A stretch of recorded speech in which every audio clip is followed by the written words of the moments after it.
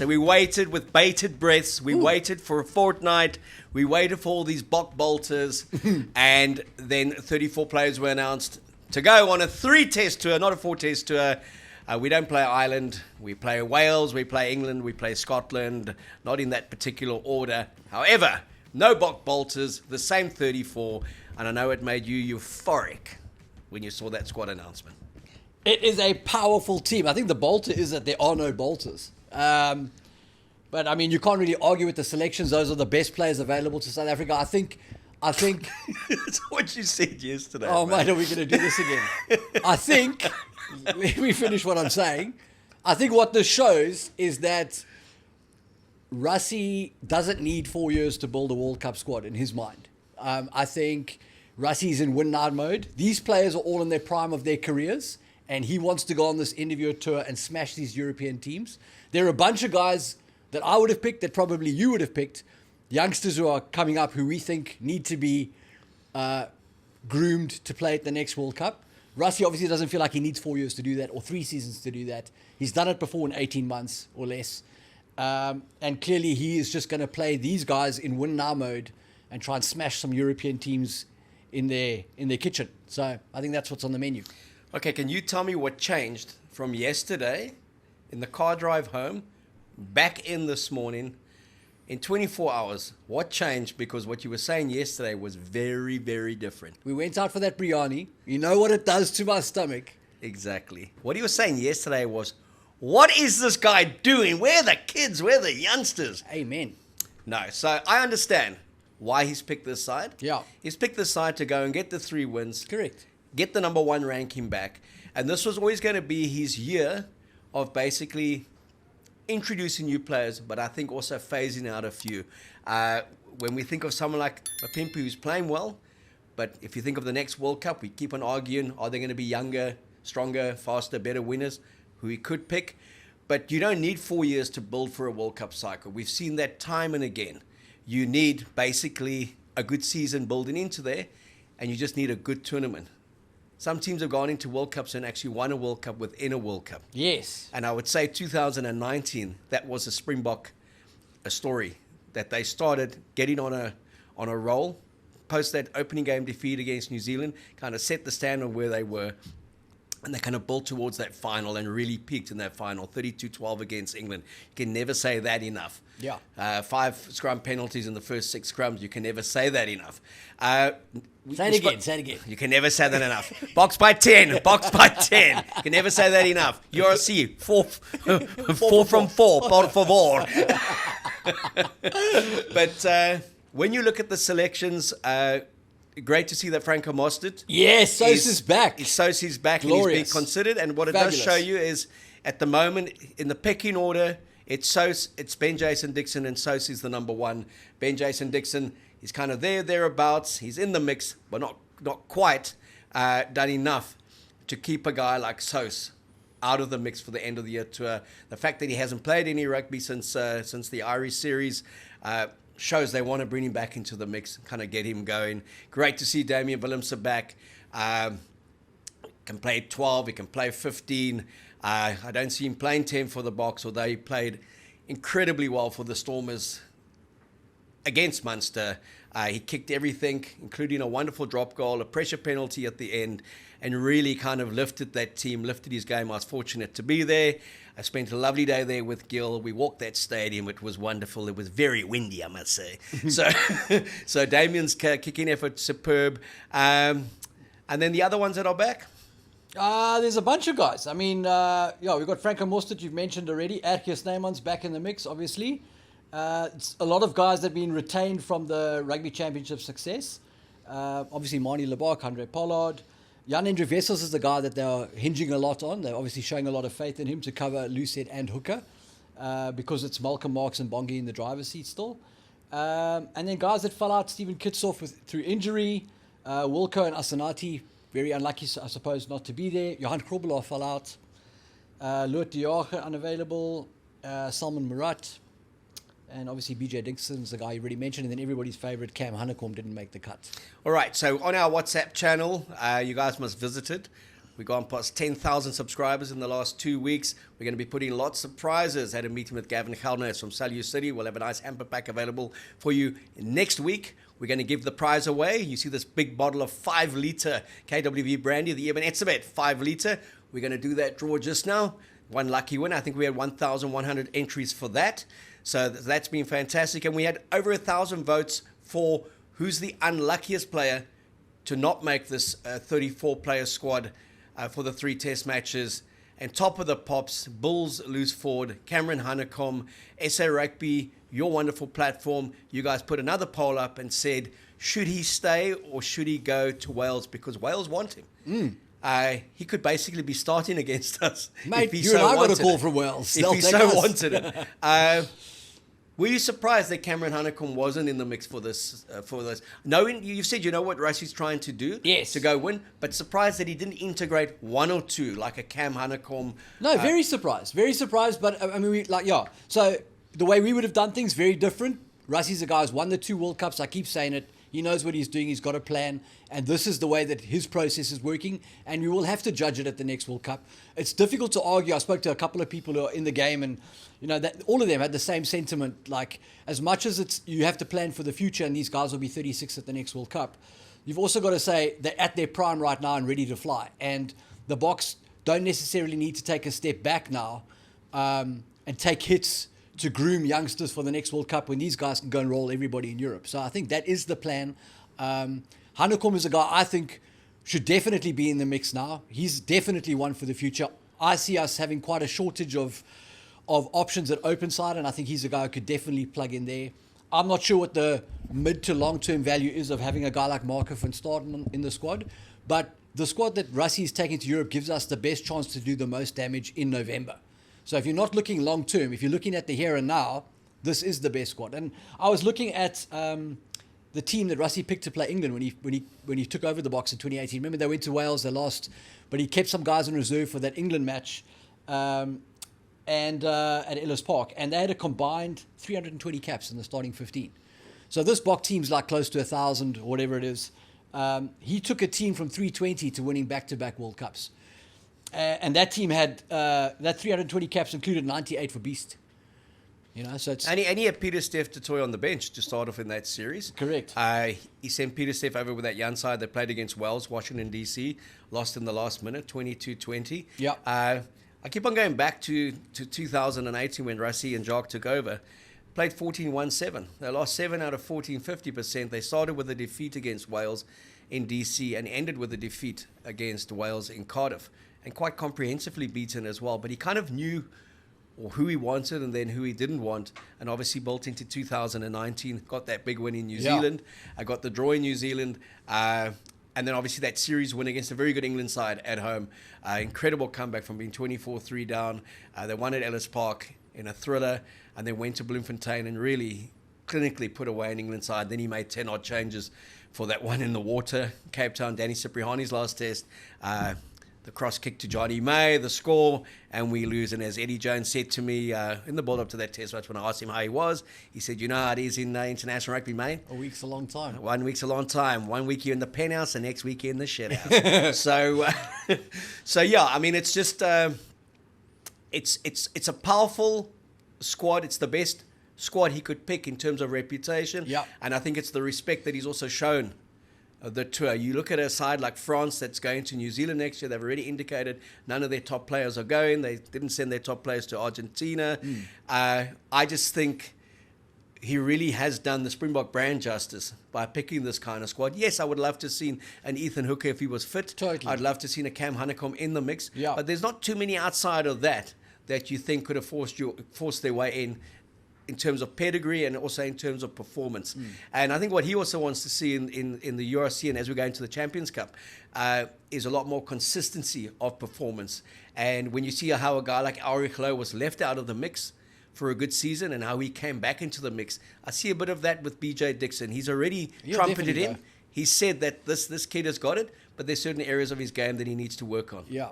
Yeah, no, I concur with that. I think that's definitely the way it goes. I think it is a timing thing, you know. Like I think it's 8 o'clock in the morning. It's breakfast time. Marco van Staden is the Kellogg's cornflakes, and Cam Honeycomb is the steak. And you're going to take it out when it's dinner time. Closer we get to the World Cup, I think you're going to start seeing those changes.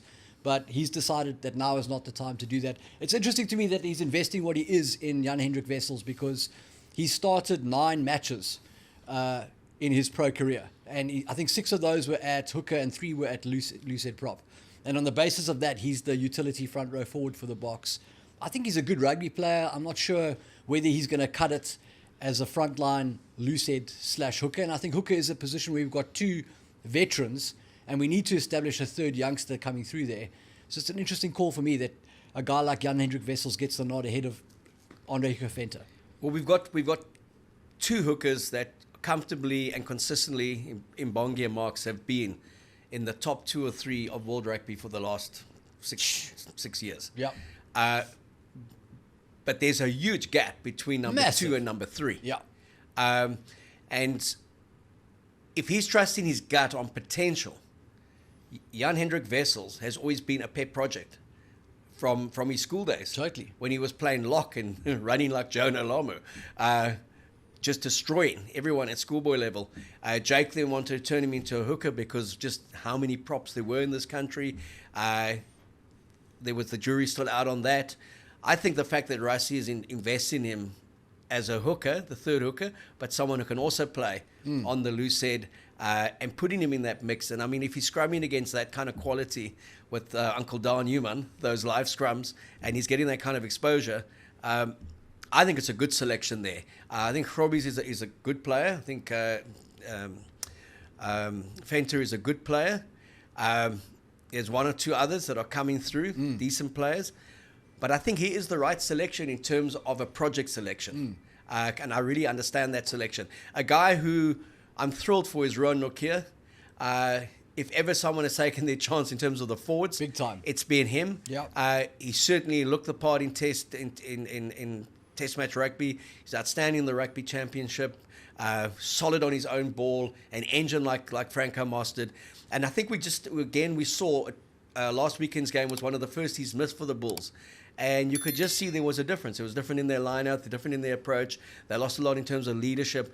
And that's incredible that a guy got an opportunity because of injuries. Because had there not been injuries to an Achia, to a Jean Klein, to a Murat, he may not have got in. And we may keep on thinking he's just going to be a good URC player. So Ronak here from the Bulls, just a fantastic selection. I think Sasha would have been up there as well. Had he been fit, he would definitely have gone on the tour. But as I said, nice to see Damien back. Nice to see the trusting Fussy. And Willie, do they march him to more closer to that 100? I guess they do. I mean, you talk about noticeable by omission. The Lions with Out and Klabakanye struggled to beat Zebra last week. There's a guy that I would love to have seen go on this end of your tour and start getting some reps in the green jersey.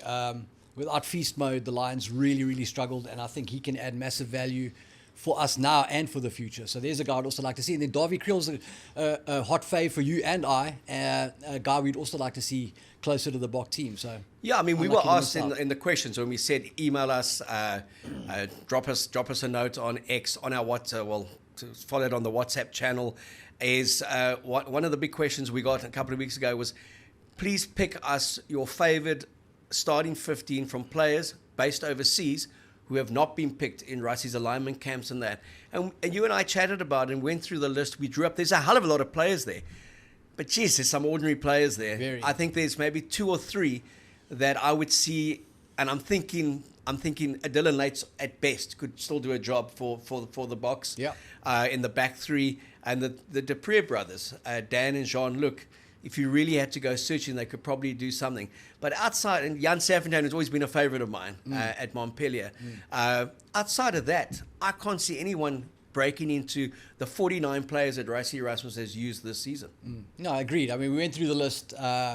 So a lot of players there that I enjoy watching them play. Not sure whether they can take the step up to Bok rugby. Reno Smith's playing great rugby for Benetton. Bobby Dupree playing fly half in the Prem. I think I had Dan Dupree at 8. And then maybe a Vermeulen, Jacques Vermeulen from Exeter on the one flank. But generally slim pickings over there. Walt Steenkamp playing in Japan. But as you can see, those are guys that for Joe Public wouldn't be guys they'd be picketing to bring back to the box squad. No, I think if you look at Rassie and Jacques, and let's not forget Jacques was there for 4 years as the head coach, and obviously for 4 years as Rassie's 2IC. They've really identified their players well in terms of how they want to play and what they want to do. They've used 49, but Rassie's used 49 players this year, used 35 in the rugby championship. And if I was looking at players not in the mix, they're based in South Africa. It's the Cam Honeycombs of the world. Totally. It's the Ethan Hookers, just to name two, that you'd like to see in the mix. But it's not that they're based overseas anymore. Yeah. The best players are in this country. Yeah. And they're playing in the URC. When I'm talking about the young emerging talent. And the best of the overseas-based players from Japan playing in Europe are in that box setup. Totally. And you see how many of us have come back via Durban. Yeah. Yeah. You know, Sia came back, Trevor came back. Vincent Koch has come back. So it's not where it was 3-4 years ago in terms of we got this talent drain that's over there. Yeah. Plenty South Africans playing. I think New Zealand and South Africa have the most players playing overseas.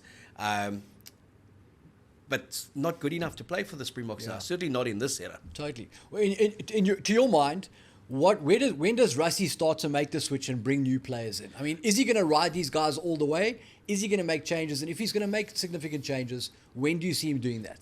Next June, I believe we're playing 2 tests against Italy and 1 against Georgia before the Rugby Championship.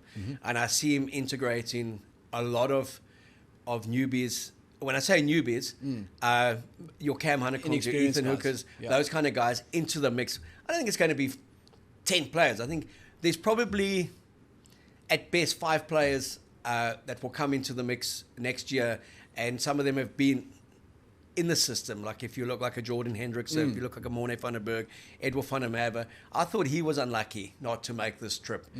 He got 1 game at the start of the season. He was outstanding against Wales. He was player of the match. Unfortunate with injury. He's come back into the URC and he's looked like he's never been away. Spot on. So again, not a hell of a lot younger than Mpimpi, but a very good player. I think we are blessed in terms of the win stocks we've got at the moment. We're very blessed with our outside backs. Totally. Again, we keep on talking about Deolandi, and Creel. They've been there for so long, and they've just been this pillar of strength in our midfield. Is when do we give another midfield pairing some game time and just see what they can do? You know, Andre Esterhuizen, Andre the Giant. We love watching him when he played for Harlequins, imposing. Not quite as imposing for the Sharks, but for me, just has never kind of shown that form at test level. Do they give him a run? They can't while Deolandi's there. You either rest Deolandi or you play Deolandi. But I do think Ethan Hooker is where you're looking at the future at number 12. Definitely. So, yeah, I don't know what value you're going to get from taking someone like an Andre the Giant or Mpimpi on this tour. That's my point. Unless, as people are saying, there's a 6-day turnaround between the opener against Scotland and the next one against England. Maybe it's playing the veterans in the opener against Scotland, some of the older guys, and then playing your A's against England 6 days later because it's such a short turnaround. Maybe that's the thinking behind some of those kind of questions. But I mean, again, we kept on looking at 2027. How old are they going to be? And it's not just age, but how much has the body then taken on? How many minutes have they played? And I keep on saying it to people I chat to. We're in 2024. 2027 is a hell of a long way away in terms of how many test matches have to be played. You're looking at 3 at the end of the year. Yep. You're looking on average at 13 next year. Yep. 13 the next year.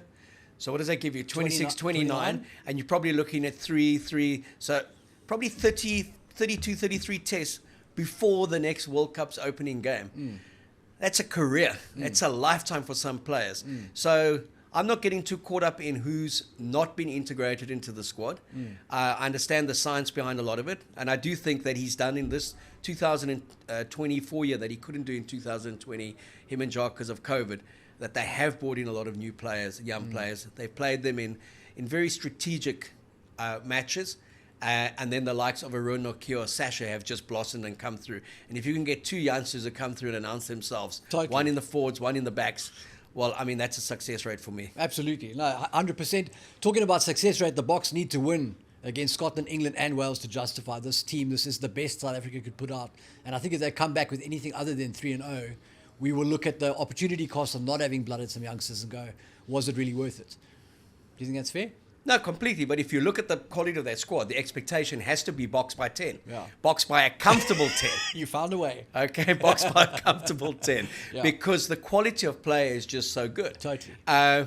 Again, I keep on saying it's just unfortunate we're not playing Ireland. We don't have the Grand Slam tour. Australia have got that Grand Slam tour. Could be a grand sham, given what they've picked and the kind of quality of squad that they have. New Zealand got 5 test matches. They start this weekend against Japan. They picked the kind of mix and match A and B side. They play Italy in their final one, but in between that, they play the big three over there, which is England, Ireland, and France.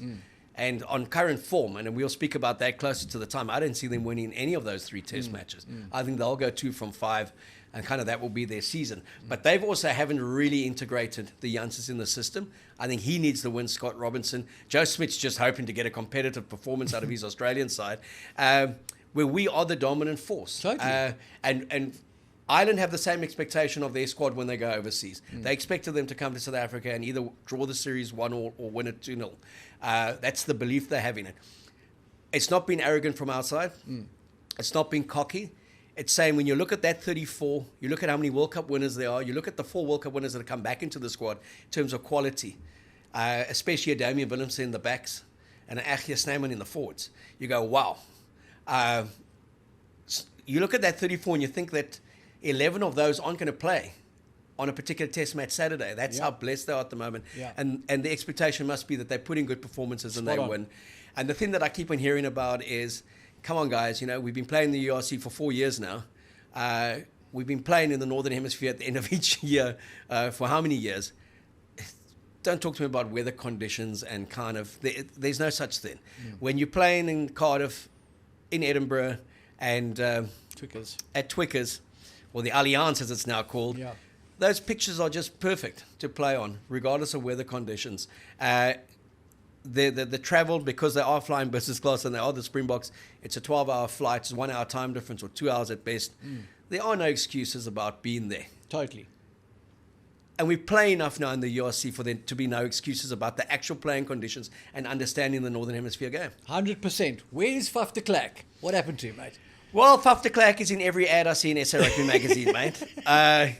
He's either doing some cosmetic appearance, he's doing some hair appearance, or he's in his Speedo. But I believe he's on the road to recovery. And maybe him being out this year is also a good thing for him. Comes back rejuvenated next season. He's got a lot to play for. We've seen the other scrum masters have had a whole year to kind of get game time and that. But I'm not one who's ever going to write off Faf de Klerk off. I put huge value in what he's done. He plays the big moments. I was a bit surprised, and he's always been a favourite of mine, Kobus Reiner, but I was surprised they didn't go with a younger scrum half, given they know what they got with Kobus. Let him play a bit of club rugby in France, and if something happens, he's there. You can call him into the squad. Totally.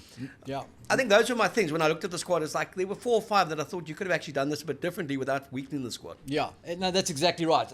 Like I keep saying, this is the best Bok team available to do the business on this end of your tour. I think the only time you really raise questions is when you're looking ahead. If these guys are going to a World Cup now, it'd all be on the cheering train. I mean, this is the best squad. So looking forward to what they do, and I hope that they absolutely demolish those teams up there, specifically England. And I hope that Eben plays at least 2 out of the 3 test matches, take him to 130. Yes. And Eben, via Paul van der Berg, Hilton and Kendra Houghton, who represent him, was kind enough to donate for our WhatsApp group, for our followers, this 5-litre KWV Eben Etzebeth brandy, 1,100 of you entered. The little draw is happening now. That little thing is ticking. It's ticking. It's ticking, and it's there. And the winner is Heinrich Mouton of Lanneban. Lannabon. Can you believe it? Can you believe it? And a good old Stormers fan. And that needle nearly stopped in Michigan, and thank God it didn't, because I don't know about those courier costs, okay? We may have to have sent you an image, a virtual image of this thing. An NFT. Yeah, to get this thing over to the States would have been something else. Talking about all our followers from all over the world, and I think it irritates some that we say, let us know where you're from. Doesn't mean you can't talk rugger on the comments section, but an interesting one. There's someone who's always said, I'm from Singapore, you always leave us out, so Singapore, we welcome you to the show.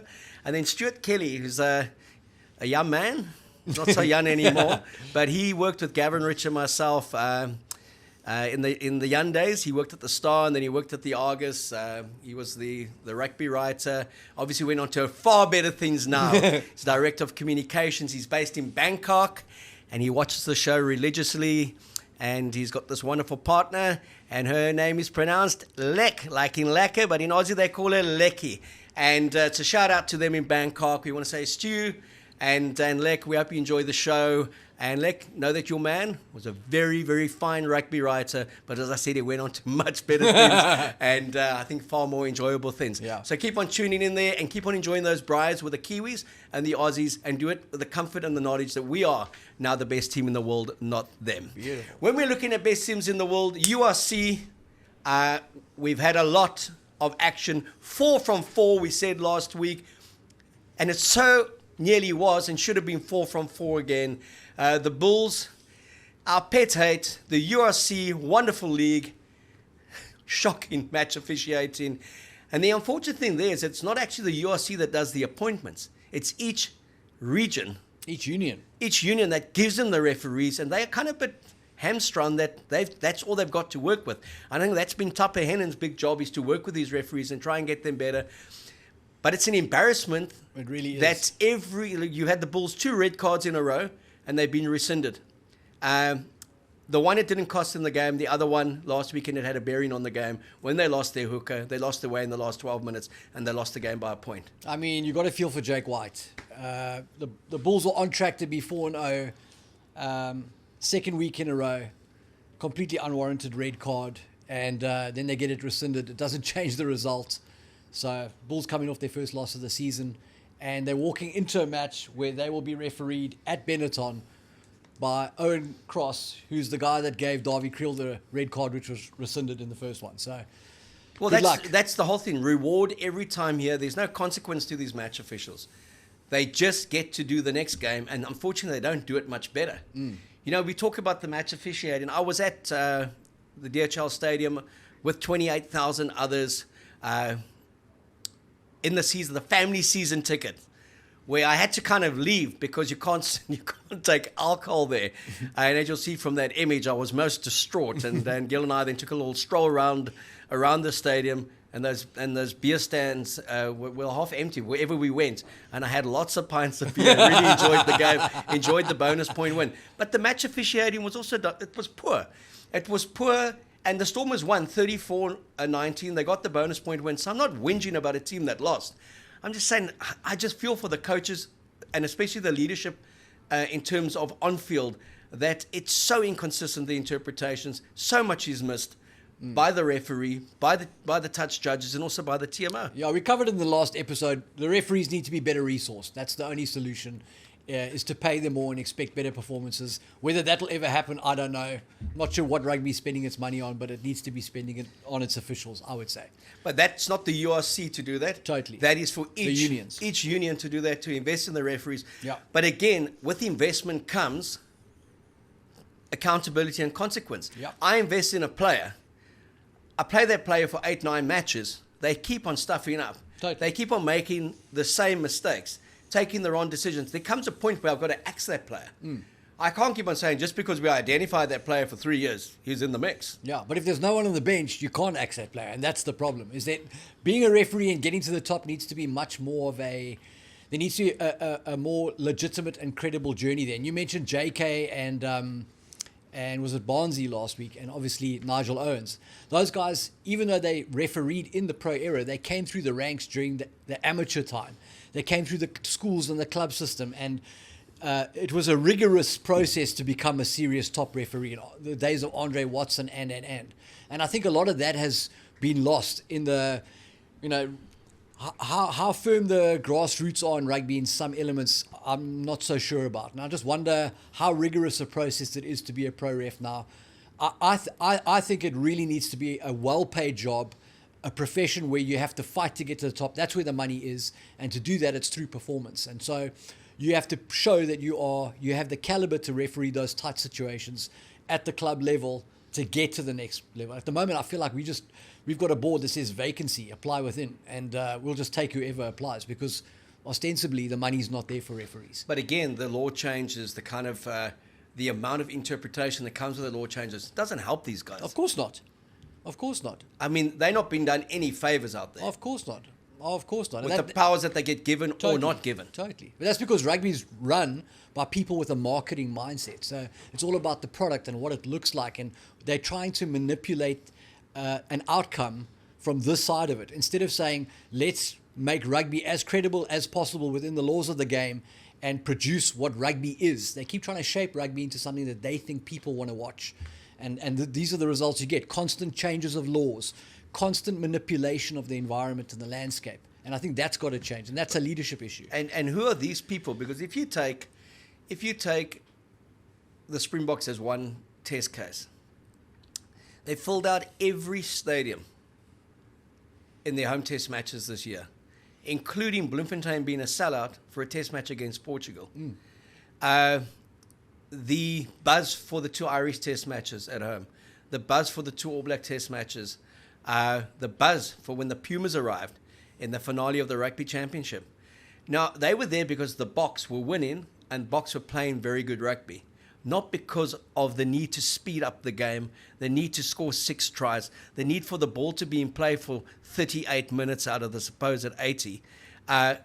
They were there because they had a team that they could relate to and that won. Why are the World Rugby's kind of clever people never seen that and trying to change what isn't broken? Great question. I mean, I don't know what Harlequin's biggest crowd is this season or last season, but that Tottenham Hotspur Stadium was full of people to watch Jacksonville Jaguars play the Chicago Bears, or whoever it was last week. If I'm in rugby, you've got to take some tips from that game because that is a sport that has remained pretty true to itself for the 100 years that it's been around. And I think rugby needs to take a note from that book, get back to being rugby, get back to being what rugby is about, and stop trying to tap dance for the casual weekend warrior who's going to be distracted by the next shiny object on the internet. They're not really a long-term spender in rugby anyway. And for those of you who are kind of force-fed on a daily diet of social media, player welfare, which is the buzzword. I don't think anyone really understands what they mean by player welfare, because if there was player welfare, there wouldn't be a game of rugby. Correct. Because what that body takes, the punishment that those guys take at every scrum engage, at every tackle, at every clean-out, it's not really made for human consumption. Yeah. So player welfare, what does it really mean? It's a buzzword. Bingo. In this woke culture that we live in. Yep. Go back and watch. YouTube's got plenty. Go back and watch some great test matches, some great provincial matches. Yeah. Wonderful rugger. Yes, what's changed is that the defense patterns weren't the same. They weren't as aggressive. It was a rugby union game, not a hybrid between rugby league and rugby union. But the physicality was there. The hits were big. The cleanouts were big. The rucking was glorious, was magnificent. And you didn't really lay on that side of the ruck unless you were either brave or stupid. And I said that last week. And some big hits put in, and there were very few concussions as there are supposedly today because guys just got on and played. And yeah, like as we say, you know, the head is a place that people don't go. But what about the knees? Exactly, mate. What about the Exactly. ribs? What about the kidneys? Exactly. What about the lungs? Exactly. Everything else that gets panel beaten at that breakdown. So where's the class action lawsuit for career-ending, lifestyle-ruining knee injuries and back injuries? And yeah, and you this speak to whole so many hysteria players who around- just can hardly walk these days, you know? Great backline players who cycle because they can't run. And 9 out of 10 of them will say, I wouldn't change a thing. Yeah, they had their career, they chose it. The only thing they would change is they were playing it in the era where they actually got paid Where to they got do some it. money, yeah. Yeah, so... But you don't even have to go back that far. I mean, you remember when Georgie Smith came through, Richie McCaw in his early days, Phil War, the birth of the Fetchers. That was a glorious period for pro rugby. There was nothing wrong with how we played the game there. Since then, we've made 6 trillion changes to try and manipulate the shape of this game. And for what? That game it peaked at that time in terms of viewership. Why did we have to change it? Well, we keep on changing because it started with the Aussies saying they need a fast-paced game to compete with league, to compete with AFL, to compete with soccer, to compete with cricket, to compete with whatever else that they've got going on there. And you go back to the fundamentals. If you look at the French teams, you look at England, the best All Black teams, Springbok teams. There was no issues from Australia when they had a very good Wallaby side, when they were world champions and they were dominating. You didn't hear stories about not kicking, ball in play, fast pace of the game. There was none of that. When the All Blacks had a dominant pack, England had dominant packs, you didn't hear about you need to score 5 tries to win a game to really entertain people. Correct. If they were winning a game 12-6, that was good enough for them. 8-7 was good enough. So I really think we can't talk about this enough, and we'll keep on talking about it. Yep. That the game needs to get back to the essence of why it's played. And we also need to understand that players make a choice to play this game professionally. And yes, measures are put in place, but it is a contact sport, or as Hanneke May always says, it's a collision sport. As Chopper Reed says, mate, harden up. This is Teresa, and her dog has a psychiatrist. How about this, Teresa? Dr. Chopper prescribes that you harden the fuck up. Yeah, harden up, Stefan. So the body's going to take a pounding, and that's why my belief is you play these rugby union players as much as you possibly can. They have an international career span ordinarily of 5 years. They have a professional career span of 10 years. And you actually can't pay them enough for what they put their bodies through and reward them for that. But they are gladiators. They're warriors, man. Exactly. And they chose to be that. Correct. They chose to go out in the Colosseum and put it on the line. And let's give them that respect as well. And also, the people that watch rugby don't watch handball because rugby has physical contact. They're not there for the skills. It's the collision of some of the biggest men on the planet, conditioned to supreme levels of fitness. It's a spectacle. That's why you watch it. So if they're going to turn it into tiddlywinks or whatever, and listen, none of us want to see players get injured. Within reason, we want players to be protected. What we're saying is we cannot kill the sport in the name of a net zero injury rate. What is the line that we're trying to get to? What is an acceptable rate of injury? How many players are allowed to have brain trauma in their 60s from rugby? Give me the number. What is acceptable? What are we trying to get to? We've been doing this for almost 20 years now without any sight of a goal. It's just be safer. Safer than what? What you're going to see on the screen now, Bundi Aki puts in this incredible tackle last weekend. Yeah. He is 1 inch off being red carded and not playing for the rest of the season. Okay. The whiplash on the recipient's head as it hits the ground. It's a brutal rugby tackle, but all within the laws because there's no absolute contact to the player's head with his shoulder or his head, but the consequence of the hit and the fall is brutal. Now you have an accidental head clash between 2 75-kilogram fly-offs, and one of them gets a red card because of a supposed poor technique. So when we talk player safety and we talk kind of logical application of something, don't then say that was in the player's interest, but then applaud Bundi Aki's tackle and say, oh, what an incredible tackle. That's proper technique. If we say in the consequence is what's going to happen to the player's body. Correct. And if the consequence is about what happens to the player's body, then it shouldn't matter whether I'm carrying a ball or not. If I'm carrying a ball and I bump you off and you bash your head in the ground, why am I not being sent off? Why is it okay because I was carrying a ball? But if the ball was in the other person's hand, I have to go now because it's about safety. What is this? Mate, this is tag rugby, or what's that other one called? Six touch. I don't know. Lots of skills, but you're not really allowed to get close to anyone. Oh, mate, it's terrible. Looking at the URC, mate, because we could go on and on about player safety in terms of explain it to us. Yeah. An application of referee interpretation, explain it to us. I don't think they can be explained. What can be explained is the league placings in the URC. What can be explained is we should have been 4 from 4, por favor. Exactly. But for what happened to the Bulls, Big win for the Stormers at home. Huge pressure that Dobbo and them were under. Yep. Munster, a side that doesn't go away. The Stormers had never beaten them in 4 outings.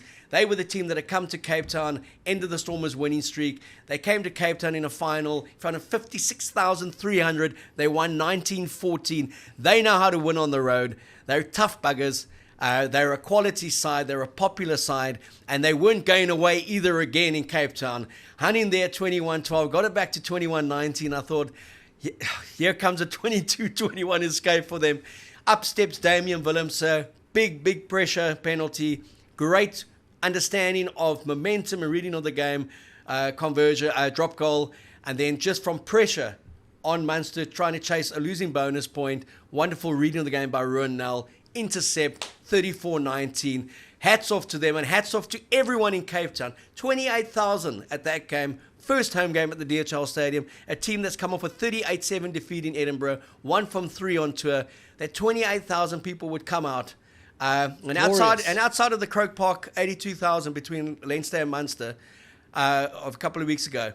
Best home crowd in the league season. It says something about rugby in Cape Town. It doesn't get better. Absolutely. I think all 3 of the other teams, the South African teams in the URC, must be wishing they had a mountain near their stadium, because people have no problem getting down to DHL Stadium. It's fabulous, the support that the Stormers get, and good to see that Cape Townians know their rugby and want to be around for it. So fantastic to see. Great win. Finally got the monkey off their back with Munster, got their first win against them, and let's hope that kickstarts the Stormers for the rest of the season. Ruan Nel. Wow. It's a player who really boxes above his weight in terms of the responsibility that he takes on the field. He carries so much authority when he carries. His reading of the game. He's a guy who suffered plenty injuries. He's a Springbok Sevens player. I would venture to say that had he not suffered some of those injuries, he'd be very close to the box setup over the last 2 years. His versatility in where he can play, his understanding of defense, and just his attitude, man. He's a hell of a good teammate. He's an ace-ter as well, man. And I think, the tight head anchors the pack. I think Ruan Nel anchors that Stormers back line. Definitely brings a physical edge. His off-the-ball stuff and the niggle is fantastic to watch. I did have a bit of a chuckle. He got caught in a ruck somewhere and he was on top of a Munster player, and he tried to give that Munster player a bit of a shove. And when that Munster player stood up and he saw that it was Jean Klein, a big smile broke out over Ruan's face. It was like, "Hi, Jean," and he walked away. So I think you poked the bear a bit there, but the rest of the time, his physicality there is a massive asset to that Stormers backline. Yeah, and his pace also underestimated. It reminds me a lot of Jean de Villiers when he used to play on the wing as well. No one ever caught him on those intercepts. Jean was rapid. So and then Warwick Galant, it's a guy who came back from Paris, took some time to settle back into the Stormers setup. When he's on son, a joy to watch from fullback. I mean, his sleight of hand, his ability to feign and go, his ability to beat that first defender. At times, I just don't think he backs himself enough. Once he's beaten the first one, beat the second one as well. I thought he was outstanding. And being at the ground, those weather conditions were tough. The wind was hectic, and both sides struggled in terms of their accuracy and their passing. But the Stormers with one incredible try through just some slick handling. But he to me was, I know Damien got the player of the match, but Warwick Galant wasn't far off in terms of what he did. And then just workmanlike in terms of the pack. I mean, they got stuck in, they did the business. Brocky, all 400 years of him running around, just getting stuck in, a joy to watch. But I really was chuffed for Dobbo and Rito and Darby in the coach's box. I think they were relief players, because winning home games is everything in this comp, and the South African sides by and large have done that. The Sharks, important win against Glasgow. I know it pissed you off that they let in those 2 tries in the last 2 minutes. The Bulls have been good at home, so have the Lions. And the key there for me is that we've managed to go up north and pocket some wins. No one's come here and pocketed any wins yet. Correct, mate. It's a fortress, is the Republic. You're talking about Warwick Galant there. What I also liked about it, I mean, when he gets it right, he gets it 100% right. When he gets it wrong, it stinks. But he's brought some kicking into his game. I think he had 10 kicks out of hand on the weekend. And that's encouraging signs, because it does make the Stormers more dangerous tactically. And then what I found interesting was looking at the Lions. Keo Horn is a guy that came in and replaced Tyrone Green as their fullback. Tyrone Green famously never puts boot to ball.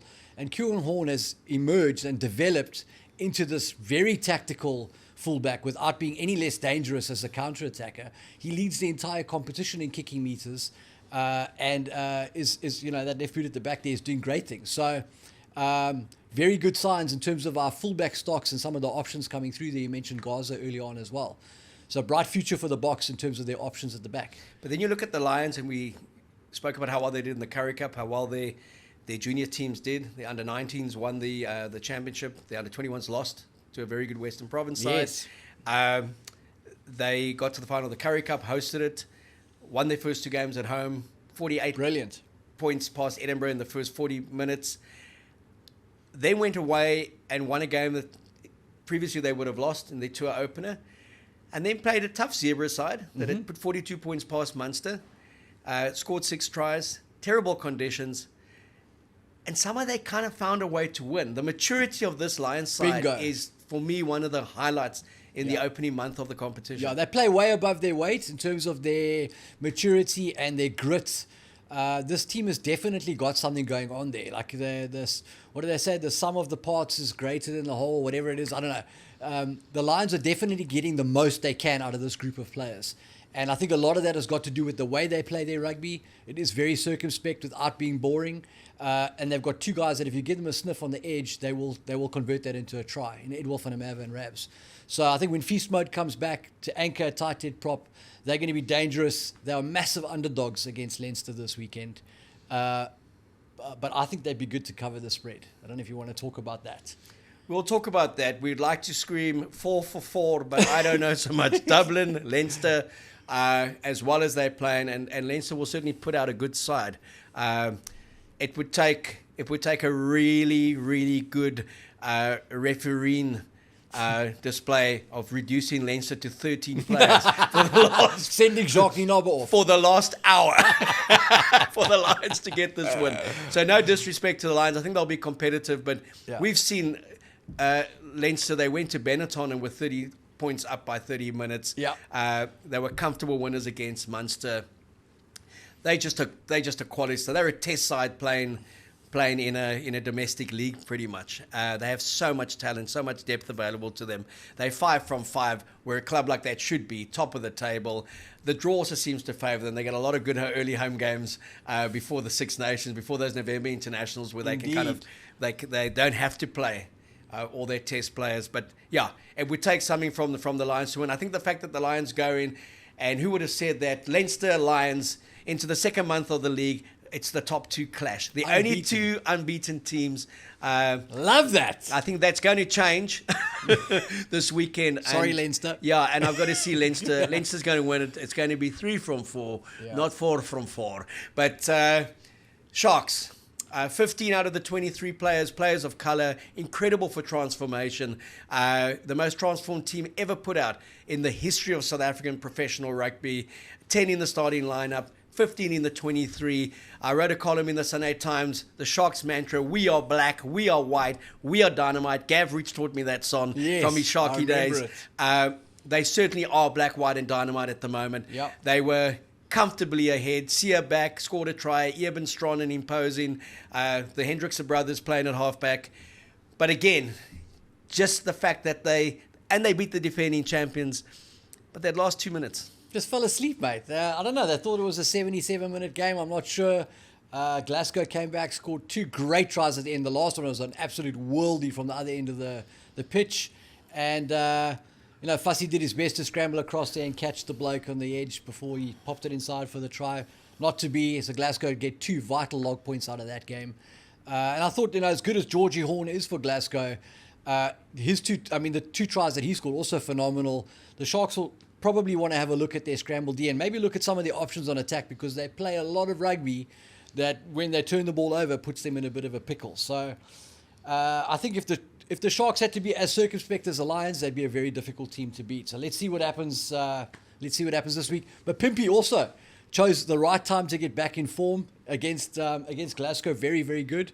A lot of good gain line carries. So the Sharks they've got the weapons. They just kind of need to put it together in the right recipe. A wonderful reading of the game, a Pimpy with the grubber. the infield grubber, kind of read it well. Yeah. Knew where that ball was going to bounce for the try. Fussy just looking electric, looking as enthusiastic as he always has, but looking far more mature than he ever has before. And I think that's courtesy of the Rugby Championship.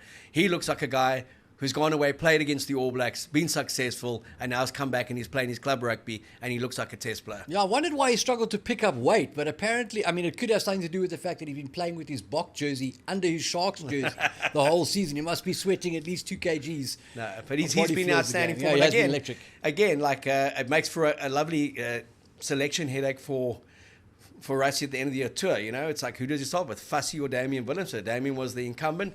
Fussy's come in and played well. And then you got the old wily veteran, Willie LaRue, that's there. You got a Kurtley Arendse that can play fullback, a Kane Moody that can play fullback. So the stocks aren't bad. Even worst case scenario, Mani Lebok, they could play fullback as well. Put Gaza to 12, mate. I keep saying it. Put him in there. Yeah, we'd love to see him at 12. I know he's going to be playing at 12 on occasions with the Stormers. The Stormers up against the defending champions Glasgow. Stellenbosch, 2 p.m. kickoff. DHL Stadium's not available. Another home win. You've got to think they've got to win at home at the moment. Yeah, you got to think they've got to win at home, and definitely the advantage of knowing that pitch, because the DC is that grass is 3 meters deep. I mean, that takes it out of your legs. It's not the fastest track, you'd have to think that they do it. Glasgow on tour for the second week, and the Storm is picking up some momentum. So I think if they take care of old Georgie Horn there behind that pack, it'll be a good day for them. And Munster travelling to Durban. The last time they were there it was Champions Cup. They took a 50-pointer. If they win with a drop goal, mate. But you got to have the Sharks to win that one as well. I've got the Sharks to win that one, yes. So I got the Sharks to win. I've got the Stormers to win. I've unfortunately got the Lions to come short against the best team in the league. By how much? By 15 points. And I've got the Bulls to win. They'll be back to near full strength. It'll be a good one against Benetton. Mate, you know what happens there? The gondolas, mate. It'll be a good one against Benetton. Benetton troubled them in Pretoria twice last season. I just want to know which Bulls player Cross is going to send off this week. I mean, what are the odds on that? Is it Davy Creel again? But I think it'll be a good win against Benetton in terms of any win there is actually a good win, and they're a side that has troubled the Bulls in the past. They're a very dangerous team, Benetton. But I've got 3 from 4, not 4 from 4. So wherever you're watching, and we did say that we will give a shout out to a few people, so I've just got to call this up. Jean-Ray Eister, our social media manager, said he's got a Sean Edmonston, Black River in Mauritius, a David Whitehead, a South African watching from Le Pont du Jour in central France. Oh, I love it when you talk At foreign. Skulk Stratum, Minnesota, USA, Ashley Diedrichs. My favorite, he's watching from the Kakais in KZN with a bubble and a coffee. I hope that he's feeling better. I hope he's off the crapper, and I hope that headache is gone. We got Pilbara Desert in West Australia, Box by 10. I love that. It's AESYRBAN. I don't know what it is. Asabrain. Carlos, greetings from Lahti in Finland. Sharks boy from Durban. Support all teams. My blood is green. Always Sao Paulo, Brazil. Robert Lindsay. Watching from Khao Lak in Thailand is Bryn. Bradley Stain from Yellowknife, Northwest Territories in Canada. Thanks for the show, boys. And we got Famra Tangjia. I'm watching from Chongqing in China. Watching from the tropical island of Sri Lanka is Shannon Atkinson. And Donald Lievendal is watching from Batumi in Georgia. The country says not the state. And that's the former USSR. So we've loved, and we do love, seeing where you're from, both in South Africa and abroad. There'll be lots of goodies to give away next week. There's going to be the Salute City hamper packs. There may be some Bolton. There's always going to be a bit of booze. Going to be a lot of rugby talk. We'll talk about how Japan will have run New Zealand close over the weekend. Put some more chaos into the Kiwi rugby setup. And hopefully we'll be talking about 3 from 4 wins. An America week and potentially 4 from 4. Could it be? Lions to win in Dublin against Leinster? Oh, let's hope. What do you say, Ricky? Hey, I said, do the roar! Do the roar for the Lions! They must win this week. My brothers, you are rank underdogs. But we believe in you here. Have 2 hot dogs before the game, eh? And enjoy it. Do the business in Dublin. So to our mates in Dublin, Leinster, we acknowledge you. We acknowledge your quality. But remember, there's a South African side with a lot of confidence in your town. So if they don't beat you, pack your booze away and hide your woman.